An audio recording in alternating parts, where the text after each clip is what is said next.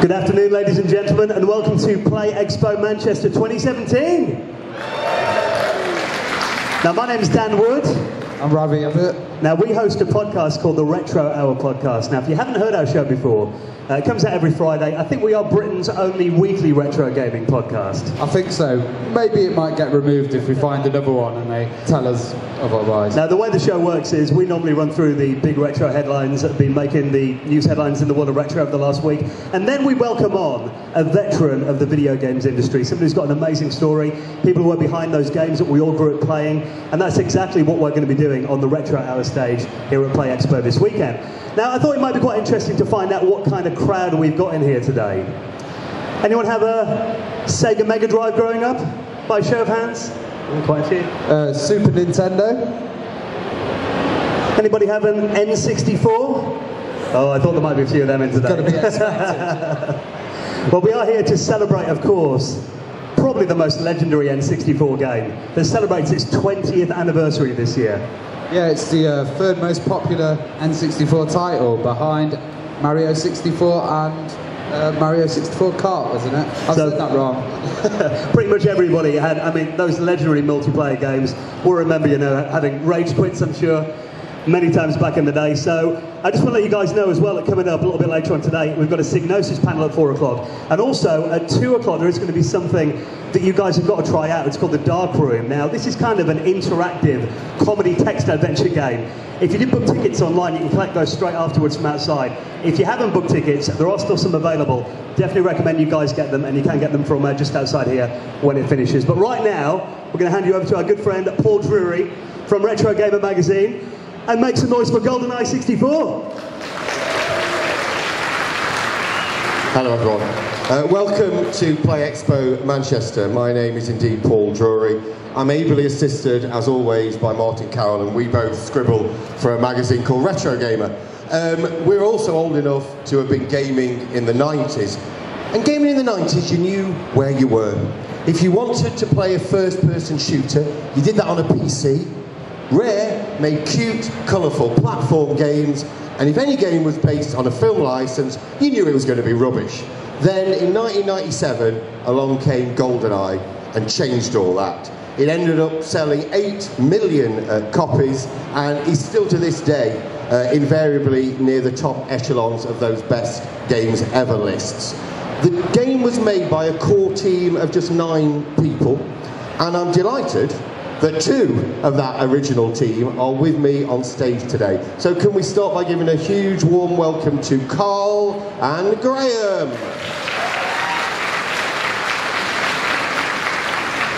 Thanks, chaps. Okay, this is how it's going to work. I've prepared some questions, and I'm going to go in turn and ask Karl and Graham about the making of Goldeneye. Then we're going to hand it over to you. There's plenty of time for you to ask questions of them both. And then we're going to finish with a 4-player deathmatch. Now, as you can see, there's only 2 of these people here. So there's going to be an opportunity for 2 of you to come up on stage and play them at the game they made. Now, that might sound daunting, but I've just talked to Karl, and he can't even remember the controls. So don't be put off that you're playing against the people that made it. I think you've got a chance. And we have got a prize to give the winner, which is a signed copy of Goldeneye cartridge. So without further ado, have you got about, do you want to... okay, can we... I'll sit down now. Can we start by saying, can you tell us your full name, your role on Goldeneye, and then tell us who your favourite James Bond is. Okay, everyone hear me? Great. My name's Karl Hilton. I was the lead artist, mainly responsible for most of the environment art in the game, but also bits and pieces like weapons and some of the stuff. It was a very small team, so I ended up doing quite a lot of it. So yeah, main environment artist and lead artist on the project. And my favourite Bond? Classics, definitely Roger Moore, but I do love the Daniel Craigs, so I'll take either of those. Hi everyone, I'm Graham Norgate. I did the music and sound effects for Goldeneye, shared the composing duties with my good friend Grant Kirkhope, who I'm sure many of you know. My favourite Bond is I'm not copying, but also as a man who grew up in the 70s, it's going to have to be Roger Moore. With a bit of Daniel Craig thrown in. He's pretty good. Which bit of Daniel Craig do you want thrown in? The pecs, mostly. Okay, exactly. Right, Karl, I'm going to start with you, if that's okay. So, Karl, can we start off by you telling the audience, when did you first arrive at Rare, and what was your first role when you got there? I started in Rare in 1994, I think it was. And I was brought on, I came straight from Bournemouth University, and I did a couple of backgrounds for Killer Instinct, which was the arcade fighting game. And then they were just setting up the Bond team at that point, and that was Martin Hollis, who was the lead programmer, and Mark Edmonds, who was the second programmer. And I was still in the training room, actually, because I'd been there about 6 months. And Martin came in and said, oh, we're going to do a Bond game, and do you know James Bond? Do you like the movies? So I said, yeah, I love the movies. And he said, okay, you're our first artist then. So that was it. So was that the interview? He just said, do you like Bond? Do I like? If I'd said no, things might have been very different. Yeah. Yes, isn't that interesting? I wanted to know that, alluding to what I said in my introduction, is that licensed video games are invariably rubbish. So even though you like Bond, were you feeling optimistic, enthusiastic, or was there a little bit in your head that said, this is probably going to be rubbish? Yeah, it was I was very naive. I was just delighted to be working at Rare. I was amazed I got the job in the first place. Whatever they'd asked me to do, I was going to do it, and I was really happy to do it. But and Bond, I love Bond, so I was thinking, this is great. But yeah, in the back of my head, I thought, ooh, film licenses, it's going to be a tricky one. Not sure what we're going to do with that. But luckily, at that point, absolutely nothing had been decided about the game. It was a license, and that was it. That's interesting, because Rare are renowned for making 2D side-scrollers. Was there any point that Goldeneye was going to be a 2D side-scroller? It was going to be a SNES game, yeah. So initially, Martin Hollis was approached by the Stampers to do the project. Nintendo had approached Rare with the license and asked them to do it.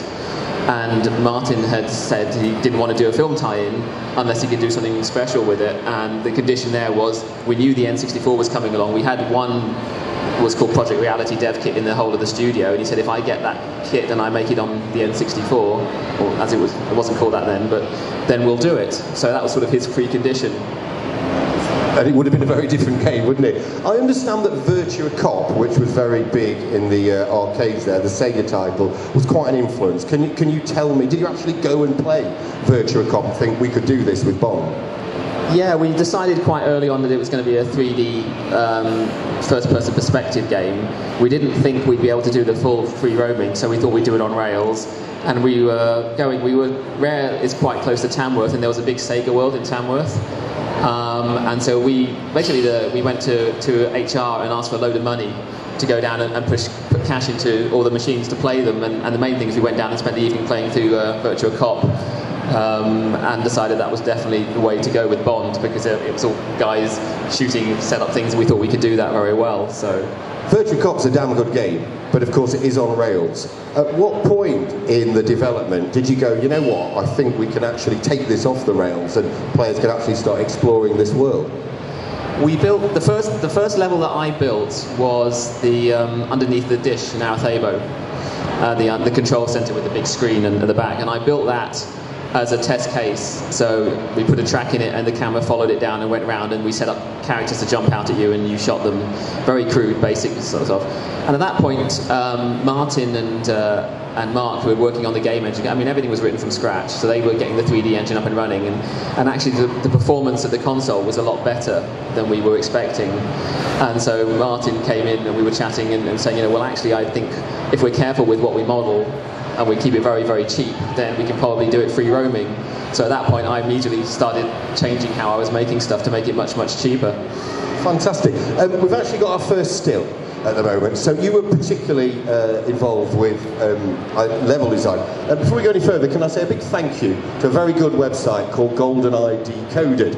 I've credited it on there. I must say I didn't actually get permission for the person that looks after this, but then I realised that whoever does look after this, are they in the room, by the way? Is the person who looks after this? Right, because you've put 3 of my articles from Retro Gamer without asking my permission, right? So if you've got an issue with this, we'll see you in court. Anyway, Karl, I believe this is some of your sort of early a list of possible levels. Can you remember doing this? It's not my handwriting, but yes, I've actually got a scan of that list at home, which is done in my handwriting. Can you you talk us through some of the ideas? I'm particularly intrigued with the kind of possible locations. At this point, you weren't slavishly following the film then. You were kind of saying, this is what we could do. Tell us about how the levels sort of evolved. So one of the first things we did is they were filming the film down in Leavesden, the Rolls-Royce factory, which is now the Warner Brothers studio, and that was the first film that got made there. So every day for about 2 weeks, the car came and picked us up, and I went down there with a couple of the other guys, and with a camera, an old 35mm camera, and took photos of everything I could find. And we got given a copy of the script. So we could read through the script, so we knew exactly what was going to happen in the movie, and we were just trying to pull out. And nearly all of Goldeneye, the film, was actually made at Leavesden. There was very little that was actually on location. Lots of models, lots of fake streets, all the St. Petersburg streets. Almost all of that was done on site. So we could see roughly what was going to be used, and it was just trying to work out what the console. So no one had made a console first-person shooter, and no one had done an engine on the N64 before, so we just weren't quite sure in terms of the performance what we could achieve. So yeah, at that stage it was just a wish list of what things would be cool. Just before I move on to Graham, I'm kind of intrigued oh, sorry, not yet. Go on, there's one more. Just before I go on to Graham, I'm intrigued at how you go about sort of designing a level. Did you sketch things out? Did you do it all on? Did you make models? Or I know that you've got a background in architecture, and I wonder if that was an influence at all. Yeah, I studied architecture. My BA was in architecture, and then I went to Bournemouth and did an MA in computer graphics at the time. So from my point of view, it was natural for me to do all the 3D environments, and basically all I did was looked at what the film was using, and I had all the photos, and when I was down on the set, I sketched out what the layouts were. And then when we brought it back, we looked at it, and clearly none of the layouts were anywhere near big enough to set a game in it. So then it was just a question of adding lots and lots of supporting rooms and corridors around it. And it was very organic. I mean, I'd build this stuff quite quickly, quite roughly, and then I'd give it to one of the designers, which was either Duncan or Dave, and they would play around with it for a while, and they'd come back and ask me to make changes. And once we sort of played it a bit more, then I would start to actually try and finish it off and make it look a bit better. Thank you so much, Karl. Can we move over to Graham? Welcome, Graham. And Graham, starting off similarly, when did you start at Rare? And what was your first kind of task when you got there? Well, it was April the 1st, 1994. That's rather apt. Yeah, good timing. And like Karl, I was working on the arcade version of Killer Instinct. So yeah, we started off working with quite advanced tools for the time, where most of the other company was still working on SNES. So we thought, this is pretty fancy, pretty good. And then when that came out, I worked alongside Karl and Martin Hollis and built up quite a good relationship with them then. And when it came, I think it was like mid-2000, God, mid-1995. It's longer ago than that, great. And I was just sitting in Martin's office looking at what they'd been working on, and we just got chatting, and he said, how about writing some music for it? So, can I say, yes, please. I'm dying to know that. So you're a musician, and they want you to do music for a Bond game. Did you just think, this is the easiest gig in the world? I just have to do the theme, and then I can go back to the bar. It's a tricky theme. It's pretty jazzy. There's some pretty tricky chords in there.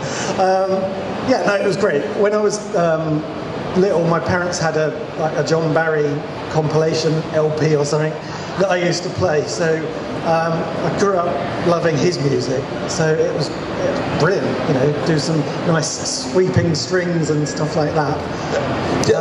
But before, we hadn't actually heard the score for GoldenEye, which was it Eric Serra? Yeah, which was quite a departure from the normal Bond music that you'd expect. And I know I went away, I might have nicked a few ideas of his to put them into the soundtrack, just to give it that kind of GoldenEye feel. I'm intrigued because I think with GoldenEye, the music does actually try and respond to things that are happening in the game. So can you tell us about the process of doing music for particular levels? I mean, did you get to play the levels with Karl, and you think, you know, that we have an E minor just there? Yeah, being in-house, you're in a very fortunate position where you can work as the game is progressing. So you've got time to sort of soak it in, play the levels, see the pace of the game, and then write accordingly, as opposed to just being saying, oh, as you had a list there, do us a tune for the warship, in brackets, French, or something. So, yeah. You weren't only responsible for the music, you were responsible for the sound effects, okay? So I want to know, did you end up punching people quite a lot? So I was doing some research, well, trying to remind myself what went into it. There's not much. There's about 280 sound effects in GoldenEye, whereas today you'd do tens of thousands. The memory was, we had 700 kilobytes or something. So there's probably about 3 punch sounds in there or something. But I want to, GoldenEye's famous the fact that, wherever you shot someone, they acted kind of differently. Did that follow with the sound effects? I mean, did you sort of, did you find you punching someone in the stomach and then kneeing them in the groin? No, it wasn't that. It wasn't as advanced as the mocap, unfortunately. It was just, this man has now been hit, make him say ouch, basically. But it was certainly very effective. Now then, you were producing music and sound effects for a cartridge. Now, I would have, being a layperson, would have thought that was a disadvantage for a musician as opposed to being a CD-based console. But I'm not sure you agree. Was it actually helpful that it was a cartridge game? At the time, well, with CD, you had the quality, you had the CD quality, as it were, but you were limited by the size of the disc, which would have been about, after you've got the game data on there, about 40 minutes of music. With GoldenEye, there was, I don't know, probably a couple of hours, maybe a bit more, and you were running the music from MIDI sequences, which you could chop and change whenever you wanted. So it gave you a lot of flexibility, and certainly at the time I preferred working that way than just having a CD track that plays at one point. You could make it a lot more interactive. Now we're going to go to another still now, so Martin. Okay, so Graham, could you look at, this is the office where they produce GoldenEye. Graham, I'd just like you to talk us through your choice of office decor on this one. This is not my office.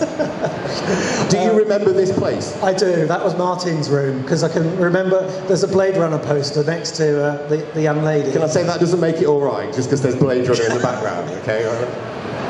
Rare was a different place in those days.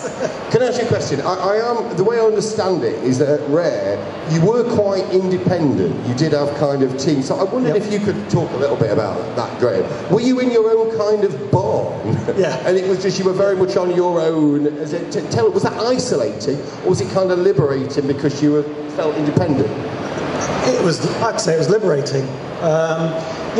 Rare's office at the time was on an old... it was an old farmhouse, basically.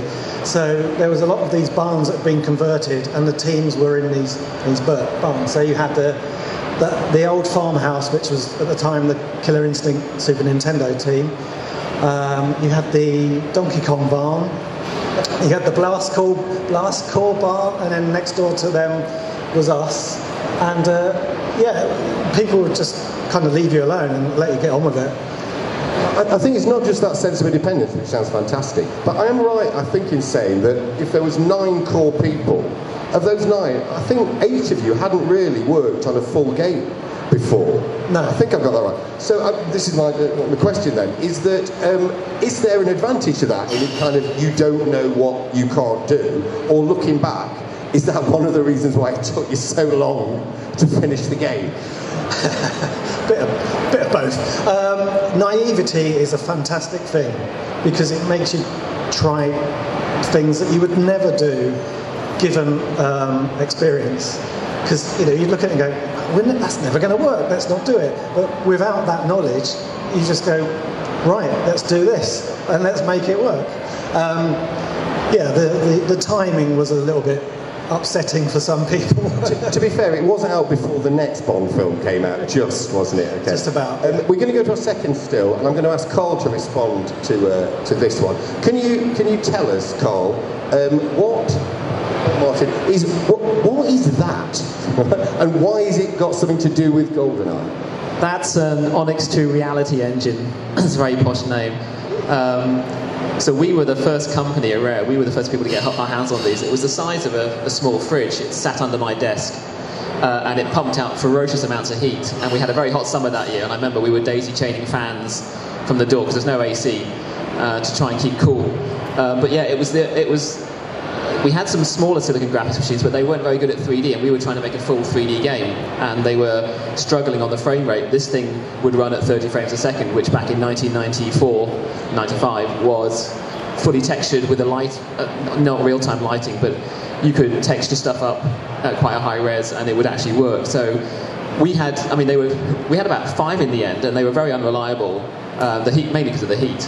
And I remember the silicon graphics guys would come out all the time to fix them, and there'd be different guys every time, and often they would turn up and look at it and go, "Oh my God, it's a reality engine," you know. And then they'd ring up their mates and go, "Guess what I'm looking at?" And you think, "I'm not sure this guy knows how to fix this." So dare I ask how much one of those cost? I think they were about 25k a throw at the time. That's when 25k was a lot of money. Yeah. And we had 4 or 5 of them. And they were beasts of machines, and they had some really good games on as well. Really? Yeah. So you can actually play games made on those? Yeah. It ran Unix, so any games that you could run, and they ran very fast. So there was a really good flight simulator where it was all on local LAN play. So in the evenings, we would often do a lot of multiplayer games on it. Is this now the most expensive console ever made then? It was. Well, there you go. You've learned something new there, people. Okay, this is what I want to ask you, is that you were using this because for quite a proportion of the project, you didn't know what the N64 hardware was exactly going to be like. So let me ask you about that, Karl. What is it like trying to develop for hardware that it doesn't technically exist yet? We didn't know. We had emulators that they ran on these. So because the original code name for the N64 was Project Reality, and they was using the Reality engines on these. So we sort of had rough guidelines, but we didn't know how much memory there was going to be in the final console. We didn't know some of the specs on the final chips. So the whole thing was built. The game was built quite conservatively in terms of trying to keep everything. It doesn't look like it now, but it was trying to keep everything running at 30 frames a second, which was if you look at Goldeneye, it doesn't run at 30 frames a second, and that's partly why. When the actual N64 hardware arrived, a relief, a shock? What was your reaction? Did you have to start cutting things out, or was it, hey, hang on, this is okay? No, from what I remember, actually, the game moved straight onto it without... I mean, I remember the things arriving, and we all sort of gathered around, and Martin was trying to get some of the demos up and running on it, and it took a couple of days just to get everything running, so we weren't sure initially whether the thing was actually working. But actually, as soon as that happened, the game went on it, and it ran quite nicely. I remember the first thing it did was it down-resed all the textures really massively, and I was looking at the game thinking, oh my God, I'm going to have to redo all of these textures. But actually, we managed to sort of... the largest texture in Goldeneye is a 64 by 64 pixel intensity texture. Most of them are 32 by 32, so they were tiny anyway.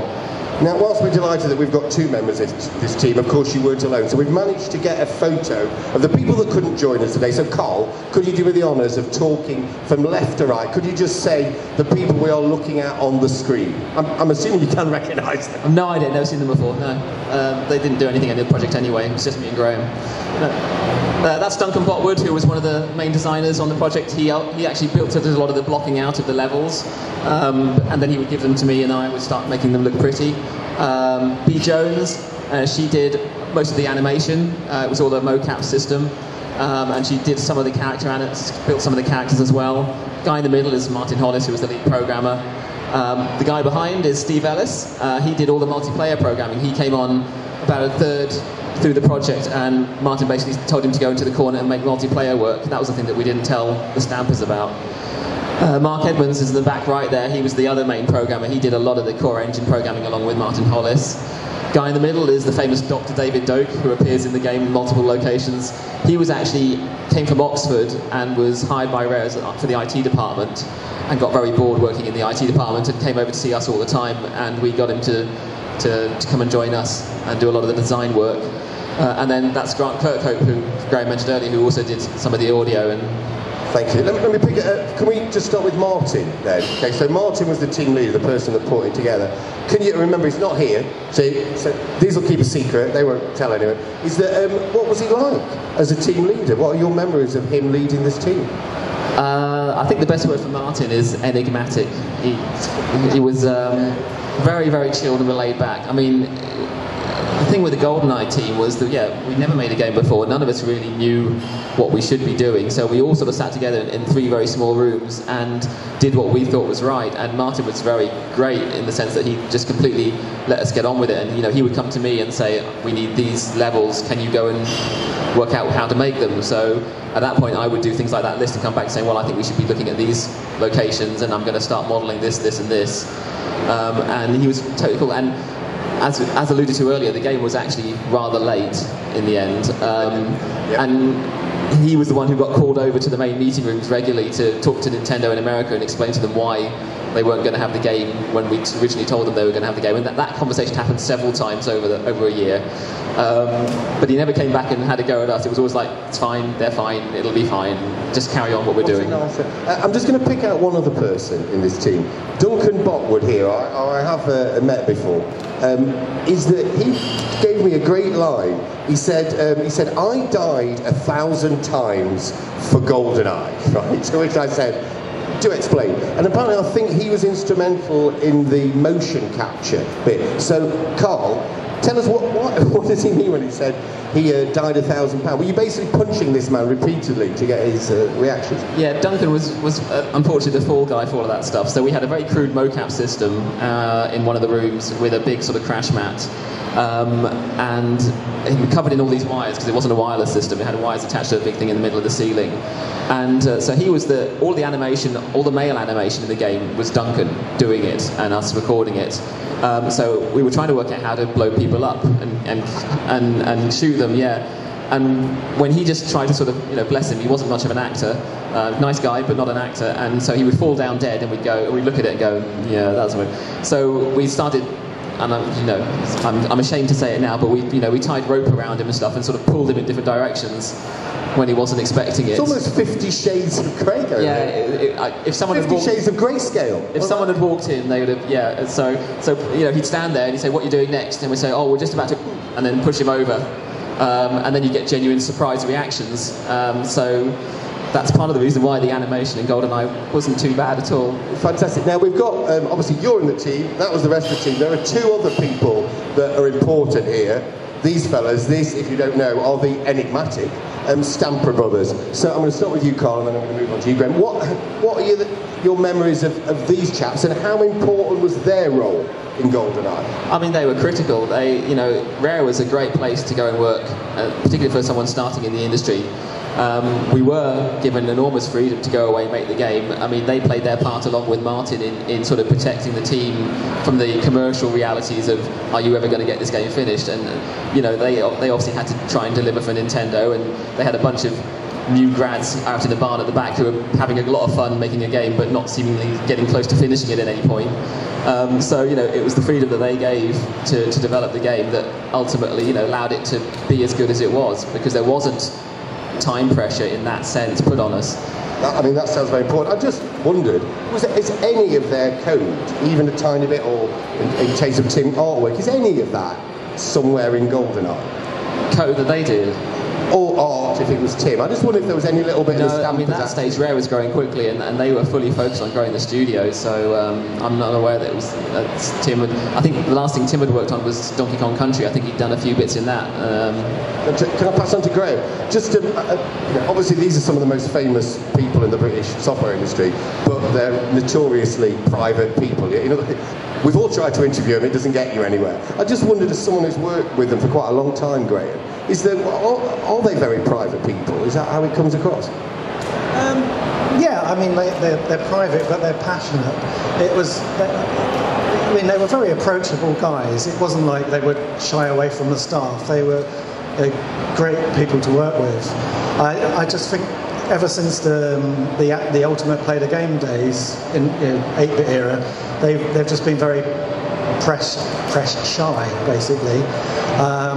But as for 2 guys to work with, they'd always encourage you to do better, and not in a like, that's crap, do better than that. But they could see what you were doing, and they could suggest ways to improve it, or they're very open to that kind of input. So very creative guys. I understand that the stamp, I think it was Chris Stamper, when he did actually find out you had done a multiplayer one, he said this is going to be no fun at all because you can see what the other players are doing, right? Which of course seems odd now, but I wonder, Graham, is that when he pointed that out, did you go, yeah, perhaps this is going to be a bit rubbish? I mean, what did you think? I think he changed his mind once he played it, because you can look at the other three screens, but then you can't see what you're doing. I mean, it's logical, isn't it? Yeah. Of course. Now, we're going to stick with multiplayer. We've got another still, Martin. Now, if we look here, okay, here we are, okay. So up here we'll see that is fantastic for facial modelling there. And that is Sean Connery. So tell us, I understand that up to quite near the end of development, there was more than one Bond in the game, is that right? Yeah, I'll let Karl. Karl's probably remembers this better than I do. Of course, go on, tell us about the other Bond. Yeah, so we were told when we started making the game that we had access to the full Bond universe and we could use whatever we wanted, which is why we've used some of the other films, like for the instance the Moonraker stuff, and the Aztec and things like that. So we were putting everything in, and multiplayer was obviously the really opportunity to just mix and match between it, which is why we had Jaws and Baron Samedi and all these guys. And we were told that Bond was the same. And then very late in the day, we got a letter saying that the legal thing hadn't been sorted out and we couldn't use the likenesses of the other Bond actors. But I understand, as a sort of farewell to the other Bonds, didn't you have this like epic 3-hour death match? Is that right? Tell us about that. Yeah, we did. Yeah, we were staying late every evening trying to finish the game, and we played a lot of multiplayer. And when we realised we had to take it out, we said, okay, well, we'll have one last fling with it. So everyone played a different Bond, and we spent, I think it went on for about 3 hours in the end. And who won? I have no idea at all. That's classic interview. I know who won. I did. Right, I'm sure it was me. I believe it was Mark Edmonds won by one shot, and he was, what Bond was he? The one you like. Oh, was he Moore? He was Roger Moore. So Roger Moore is officially the best Bond, according to that multiplayer deathmatch. It used to really annoy me because Mark was a particularly good multiplayer guy, and I would build the levels, and then he would beat me on them straight away. How annoying. And it would, and so I would build, places like the Complex have these little hidden ones behind walls that don't have any hidden. That was me cheating to try and beat Mark. Nice. And it worked the first time you did it, and then you find them very quickly, and then that was it. So, can we stick to the Bond thing? I want to ask you, obviously, a hypothetical question. Is that how important do you think Bond was to this whole game? I mean, it could have just been a great first-person shooter. You could have anything. I wanted to know how crucial do you think the actual Bond license was to the final product? It's one of those questions that's really hard to work out. But you're better off asking, the people who bought the game in the end. I think, from our point of view, first of all, it was a bit of an albatross because it was a film license, and we weren't sure it would turn people off straight away. But then it was a really cool thing because, one, the Bond franchise was relaunching with Pierce Brosnan when they hadn't made one for a while, so they were making quite a lot of noise. And two, Bond is still one of those internationally recognised characters, and particularly things like the gadgets. Straight away we saw the opportunity to do the watch and do all the stuff that he does in the movies that everyone thinks is cool. We can do that in a first-person shooter, other than just shoot things. So from that point of view, it opened up more ideas of what we were going to do in the game, which we might not have thought about if it wasn't in the Bond universe. So I think, hopefully no one ever bought the game just because it was a James Bond game. Hopefully they bought it because it had people who were saying it was good, it got good reviews, it was playing, and it was a little bit different.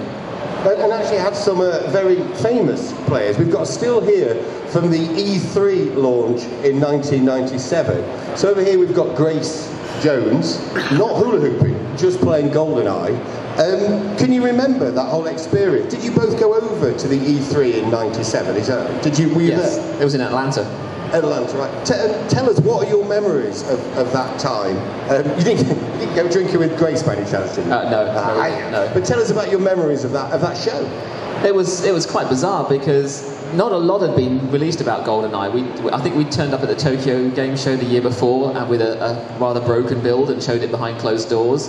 There's been a few bits in the magazines about the fact that we were going to be showing it at the E3 show and that it was a first-person shooter. And the general feedback from the magazines, what they were writing was generally a little bit sort of, it's a first-person console game based on a movie license, so don't expect too much. So I think we went with quite low expectations, but Nintendo did a brilliant stand. We had a whole row of things, and they had a big 007, and so we thought, no, that's all right. And then after the first day, I remember going sort of mid-afternoon, and the stand was absolutely packed with people playing it. So we were all thinking, okay, well, it's going down okay here. And then the next day it was round, and we had 007 T-shirts that had been made, so it said Goldeneye 007, and everywhere you went, people would come up and say, "Where can I get a T-shirt, please?" And we'd say, "Oh, sorry, it's just rare stuff." And then it was like, "Oh, did you work on Goldeneye then?" "Yes." "Have you played it?" "Oh, yes, we've been playing it all day." And so at that point, you kind of started to get a thing that, okay, people are enjoying it, and that was the first indication we had that we hadn't made a dud. That's what I'm interested in, is that having lived with a game, either of you, having lived with a game for so long, are you not able to tell whether, is this good, is this bad? I don't know, I've been living it so long. So when someone else plays it, was that the really first time you thought, I think we've got something here? Yeah, we were enjoying playing it, weren't we, in terms of the multiplayer particularly. We thought we had something really fun, but we also knew everything that was wrong with it. There was loads of stuff that we didn't get into it that we wanted to get into it. I wasn't happy with the frame rate. I wasn't overly happy with some of the... You're never happy with frame rates. When you set up explosions, everything slowed down, and some of the environments weren't quite what I wanted. So we thought we had something fun, and we thought it was different. We thought there's a lot of game there. We thought there's a lot to play here. I was going around the E3 show looking at all the other games. I was looking at Turok, Dinosaur Hunter, and those games, and looking at them and thinking, oh, that looks a lot better than our game. Oh, Turok, where are you now? Yeah, it's a really hard one to gauge when you've been that close to it. Well, the game not only got many of, millions of gamers were fans of it, but actually got some celebrity fans as well. We hope. Is this going to work, Marty? What do you reckon? We've actually got a video now. Some of you may have seen it when it was on. It's from the Jimmy Fallon show, where Jimmy Fallon's a big fan, apparently, of Goldeneye, and he gets Pierce Brosnan to play it, so hopefully this will work.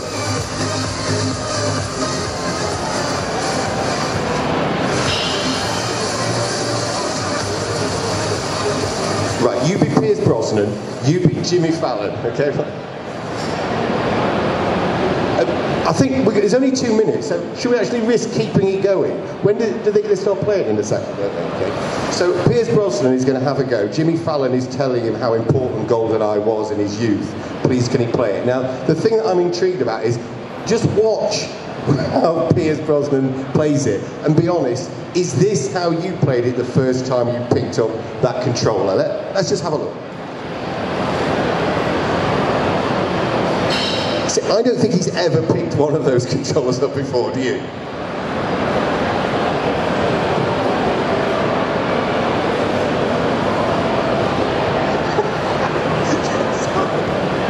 Where's the fire button?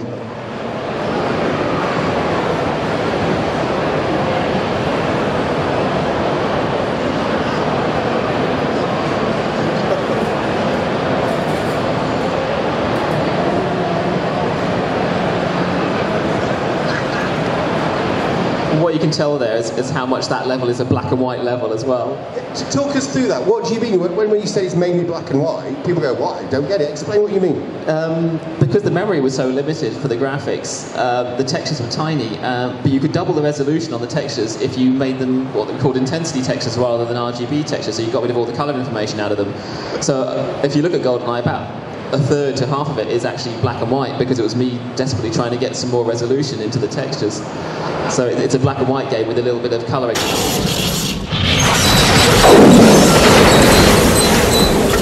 Is it true that you were going to have reloading by people pulling out the memory pack and put it back in? Did you toy with that?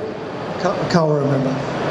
Yes, yeah, we were going to do that, and Nintendo told us we weren't allowed to because they were worried it was going to break controllers. Was there any other ideas that, looking back now, that you didn't quite manage to get in? We had a map originally to track Bond as he travelled around the world. We had a fully environment mapped inside of the gun barrel for the opening sequence, which looked really cool, but we ran out of memory, so that got killed. I think that was the main ones. Well, we're going to sort of bring this bit to a close with a few sort of legacy questions here. Is that, as I mentioned at the start, is that Goldeneye is invariably mentioned as one of the best games ever written. That's from Computer and Video Games in 2000, who named it their #1 game. So I'm going to go to both of you. First, why do you think it's so well remembered? And on a personal level, how has it affected your career, even life maybe? I'm still dining out on it, so it's. I have done other things since, just in case anyone's wondering.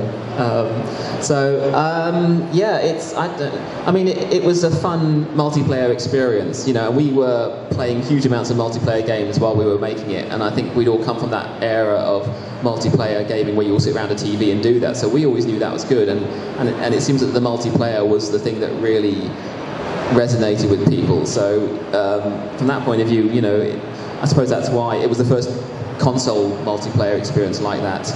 Graham, I was going to say is that when someone says, "What do you do?" and you say, "Oh, I make music for video games," and they say, "So what you done?" Do you open with Goldeneye? Is that your calling card? We were just talking about this earlier, saying we have done other things since, but well, yeah, that's the one people remember, obviously, and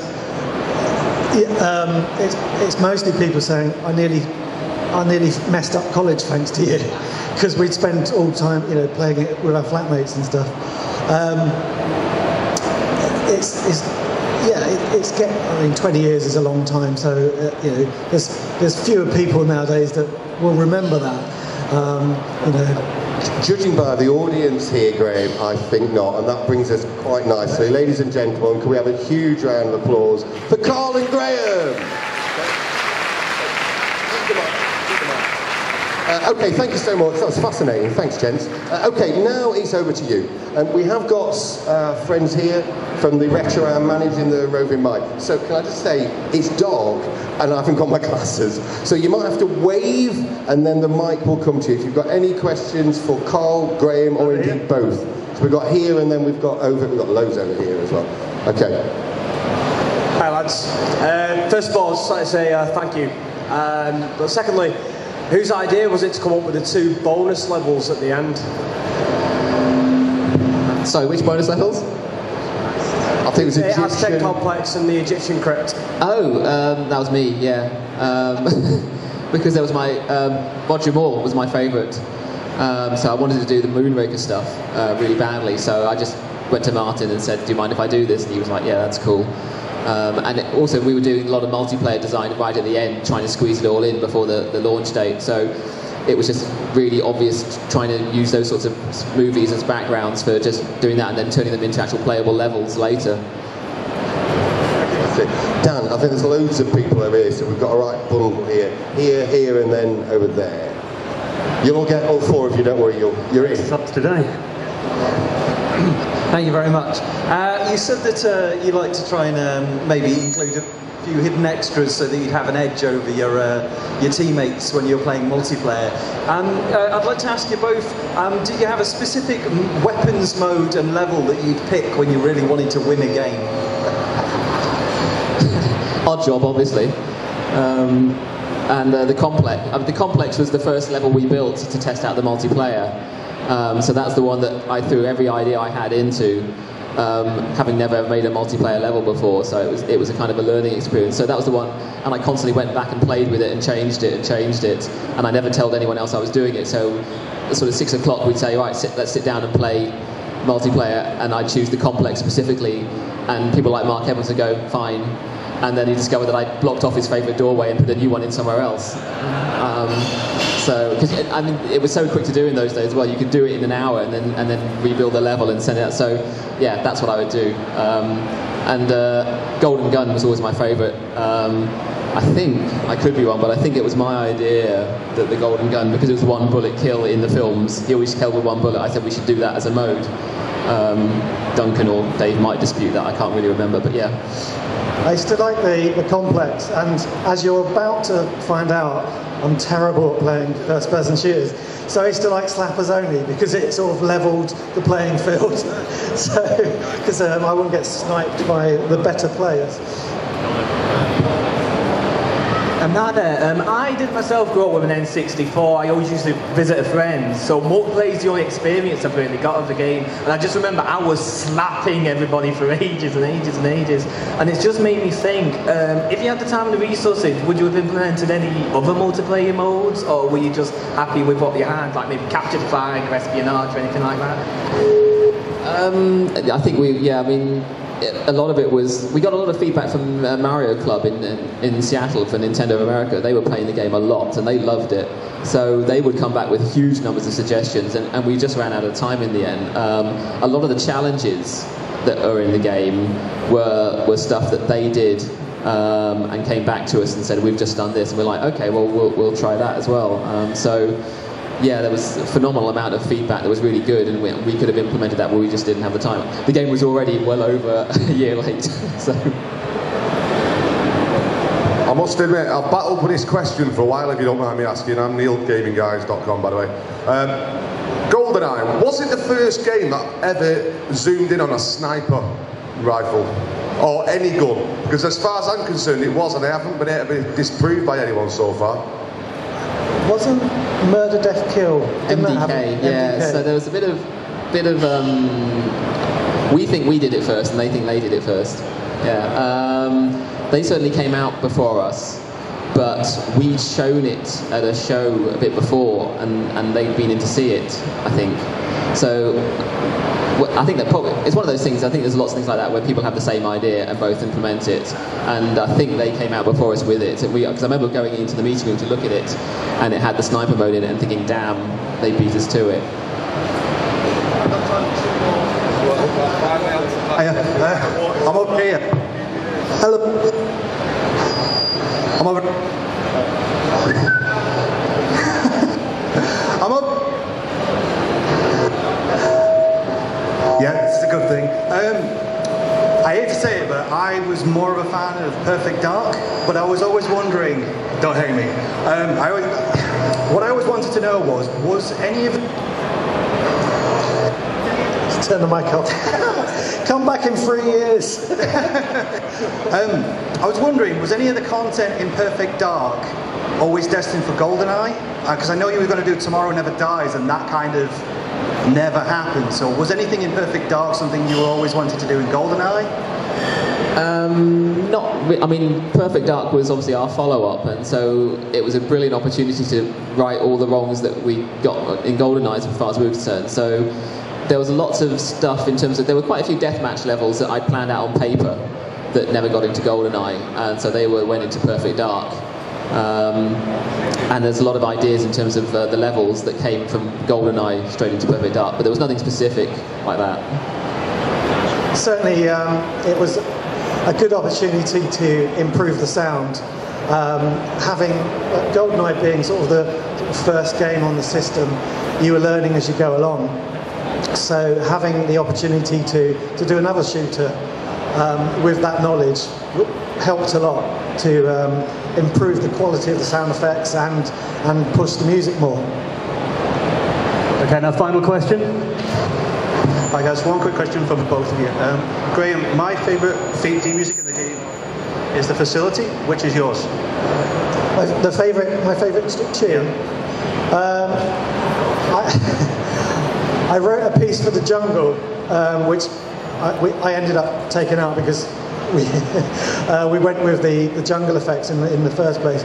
But right. Yeah. Have you got a piece of card? All right. Yeah. Okay. There's one piece. Do you need a pen? This is like being at school again. There you go. Right. Okay. Oh Jesus. No.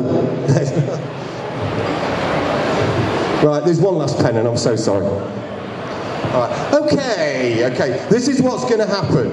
Okay. In a second, there is going to be a quiz question on here. Right. The answer is going to be a number. So you need to quickly write said number on your card, and in true Weakest Link fashion, hold it to your chest. And I'm hoping these boys will help me see the first two correct answers. Okay? Right? Well, if you haven't got a pen, I'm really sorry. Do it in blood. I don't know what to say. All right? Okay. Right. Okay. Don't shout it out. Okay. Are you ready? The question is... How many films did Pierce Brosnan star in as James Bond?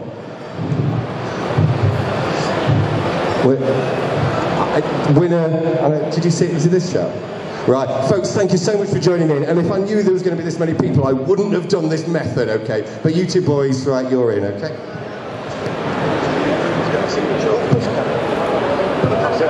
Shit, no, I'm really sorry. Okay, do you want to bring Goldeneye over? Thank you, everyone. Thanks for joining in. Can I have the pens? Can I have the pens back? Okay, you two set the front. I should also say, feel free to Thank you so much. Just put them on there. later on and ask us questions if you've got any. I'd be happy to answer them. Yeah, if you want things autographed, they will be here after the deathmatch. Don't worry, they're not running off. Okay? Thank you so much. Cheers. Thank you. A little late, but well done. It was the right answer. Right. Have we got deathmatch coming? Do you want them sat there? Okay. Here we go. So if you are not these two people, do you mind, in a valuing way, going over there? Right?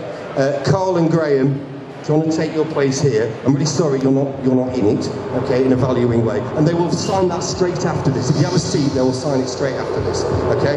Right, come around here and get a controller. Right,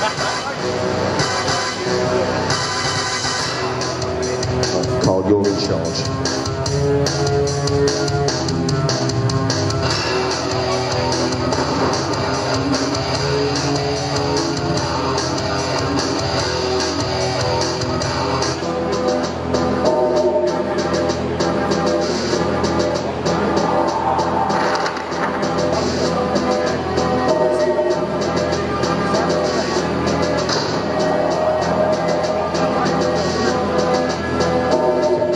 In terms of time, all right, it's 10 minutes. Okay, so everyone, I'm not going to commentate on this.